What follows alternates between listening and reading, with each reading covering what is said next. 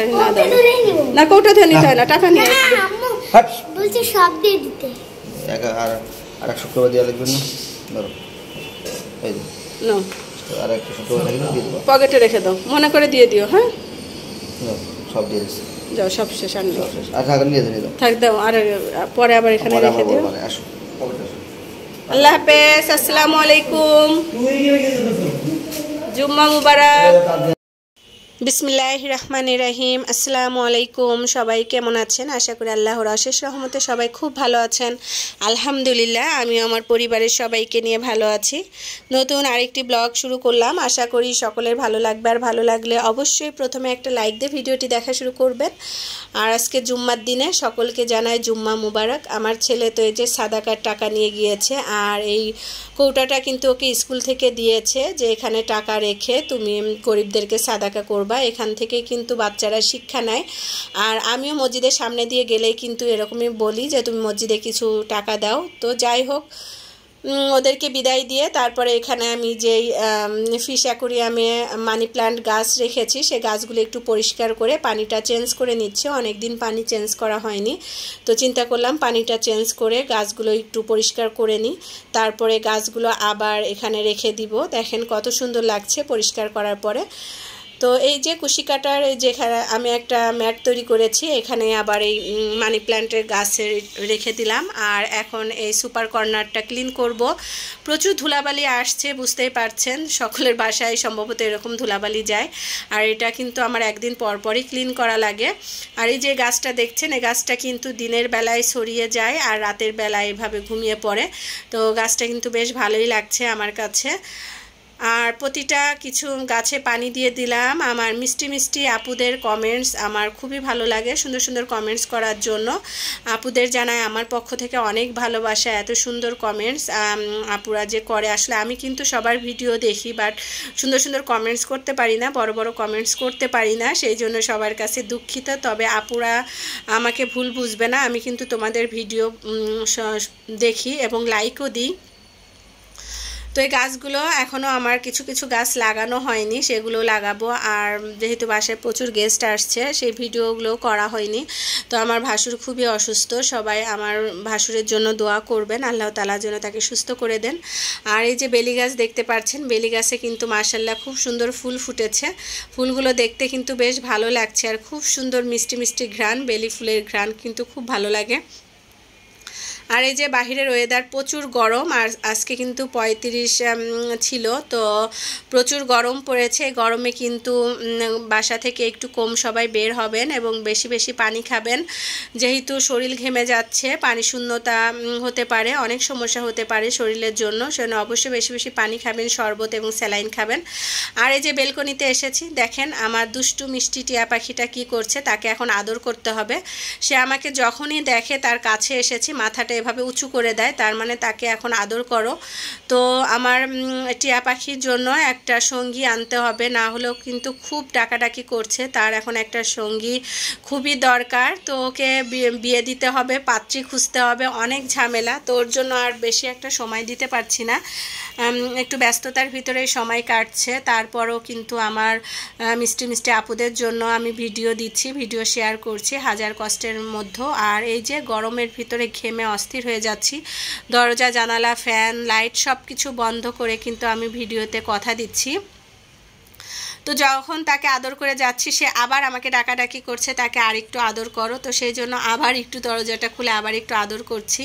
দেখেন, আমি বলছি তোমার মাথায় তো খুশকি হয়েছে, তোমাকে শ্যাম্পু করতে হবে। তো সে বলছে যে সে আরও কাছে এসে ঘুমিয়ে পড়ছে। তো ওকে তো ছাড়তে পারি না, যেহেতু গরম, ফ্যান ছাড়া হয়, ফ্যানের বাতাসে কষ্ট পাবে, সেই জন্য। আর এদিকে দুপুরে রান্না করব আজকে ভুনা খিচুড়ি, আর রান্না করব গরুর মাথার মাংস। তো এখানে চাল ডাল ভালো করে ধুয়ে রেখেছি, আর এখন পেঁয়াজটা একটু হালকা ভেজে নিচ্ছি। পোলাও চাল দিয়ে কিন্তু আজকে খিচুড়িটা করব, অনেক দিন ধরে পোলাও চাল খেতে ইচ্ছা করছে। আর এই যে গরুর মাথার মাংসটা এখানে কেটে এখন ধুয়ে পরিষ্কার করে নিতে হবে। আর ভুনা খিচুড়ি তো সবাই রান্না করতে পারেন কম বেশি আশা করি, তারপরেও রেসিপিটা একটু শেয়ার করছি আপনাদের সাথে। এখানে পেঁয়াজের সাথে কিন্তু আমি গরম মশলা মশলা দিয়ে দিয়েছি। গরম মশলা দিয়ে এখন যে 2 রকমের ডাল ধুয়ে ভিজিয়ে রেখেছিলাম সেগুলো একটু এখানে কষিয়ে নিব মশলার সাথে। তারপরে এখানে আদা পেস্ট, রসুন পেস্ট, এই মশলাগুলো দিয়ে দিব। তারপর হলুদ পাউডার, ধনে জিরা পাউডার, একটু মরিচ গুঁড়া, এগুলো দিয়েই কিন্তু সব কিছু দিয়েই মশলাটা সাথে আমি ডালটা কষানো হবে। তারপরে এখানে দিয়ে দিব যে পোলার চালটা আমি ধুয়ে রেখেছিলাম সেগুলো এখানে দিয়ে দিব। দিয়ে সব চাল ডাল একভাবে কষিয়ে তারপরে এই যে পরিমাণ মতো পানি দিয়ে দিয়েছি। তো মশলা দিলে আজকে দুপুরের খাবারগুলো কিন্তু দারুণ ছিল। আর প্রেশার কুকারে গরুর মাথার মাংসটা বসিয়ে দিচ্ছি। আমি কিন্তু হাতে মাখিয়ে প্রেশার কুকারে মাংসটা কষানোর পরে তারপরে এখানে ঝোলের পানি দিয়ে আমি ঢাকনাটা দিয়ে দিই। তো এখানে হলুদ পাউডার, ধনে পাউডার, মরিচ পাউডার, জিরা পাউডার, হলুদ, রসুন পেস্ট, আদা পেস্ট, স্বাদ মতো লবণ, গরম মশলা সব কিছু দিয়ে তারপরে পরিমাণ মতো তেল দিয়ে হাতে মাখিয়ে তারপরে এটা কিন্তু বসিয়ে দিব।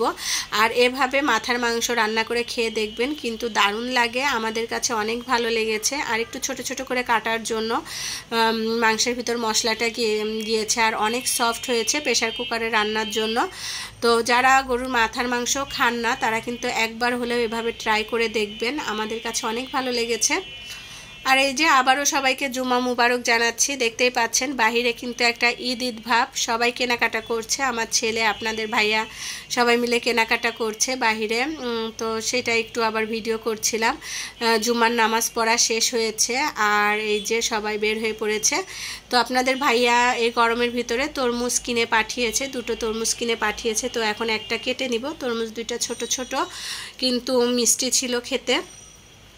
তো এটা ছোট ছোট করে কেটে ফ্রিজে রেখে দিব। আর আমার এই যে মাংসটা কিন্তু কষানো হয়ে গিয়েছে, বা ঝোলের পানি দিয়ে ঢাকনা দিয়ে দিলাম। আর এখানে এই যে আমার ভাসুর অসুস্থ আমি বলেছি, তো তার জন্য একটু নরম করে খিচুড়ি রান্না করা হচ্ছে, সবজি দিয়ে পোলাও চাল দিয়ে খিচুড়ি রান্না করা হচ্ছে। আর এই যে আমি কিন্তু এটা আমার কিন্তু কষানো হয়নি, এখনও কষানো হচ্ছে। তো কষানোর পরেই কিন্তু এখানে আমি পানি দিয়ে ঢেকে দিয়েছিলাম। তারপরে এই তো আমার গরুর মাথার মাংস রান্না কমপ্লিট হয়ে গিয়েছে। তো এখন আমি এখানে আর একটু ঝোলের পানি দিব। ঝোলটা শুকিয়ে গিয়েছে, ঝোলের পানি দিয়ে একটু বলক উঠিয়ে গরম মশলা পাউডার দিয়ে তারপরে নামিয়ে নিব। তো এই যে দেখেন কত সুন্দর হয়েছে, রান্নাটা কিন্তু দারুণ ছিল। আপনাদের খাওয়াতে পারলে বুঝতে পারতেন কতটা টেস্টি ছিল। এখন টেবিলে খাবার দিয়ে দিব। দুপুরে নামাজ কালাম পড়লাম, কোরআন তিলাওয়াত করলাম, সব কিছু কমপ্লিট করে তারপরে যে টেবিলটা সাজিয়ে নিচ্ছি। এখানে খিচুড়ি দিয়ে দিয়েছি। আর এখন এই যে মাথার মাংসটা বাটিতে উঠিয়ে নিব, গরম মশলা দিয়ে দিলাম। আর এই যে আমাদের দুপুরের মেনু কিন্তু কমপ্লিট আলহামদুলিল্লাহ। 2টো খাবারই দারুণ ছিল, এবার সবাই খুব মজা করে খেয়েছি। তো আমাদের বাসায় আবদুল্লাহ এসেছিল, আমার সেজ ভাসুরের ছেলে, ওকে বলেছিলাম খাওয়া দাওয়া করে যেতে। ওরা আবার আমার বাসার 4 তলায় থাকে। তো আবদুল্লাহ আর এদিকে আয়শা 2 ভাই বোন মিলে একসাথে খাওয়া দাওয়া করছে। ওদের খাওয়া দাওয়া কমপ্লিট হলে তারপর আমরাও খাওয়া দাওয়া করে নিব। তো আজকের ভিডিওটি এখানেই শেষ করছি। সবাই ভালো থাকবেন, সুস্থ থাকবেন এবং সাবধানে থাকবেন। আমাদের জন্য দোয়া করবেন, আমিও সকলের জন্য দোয়া করি। আল্লাহ হাফেজ, আসসালামু আলাইকুম।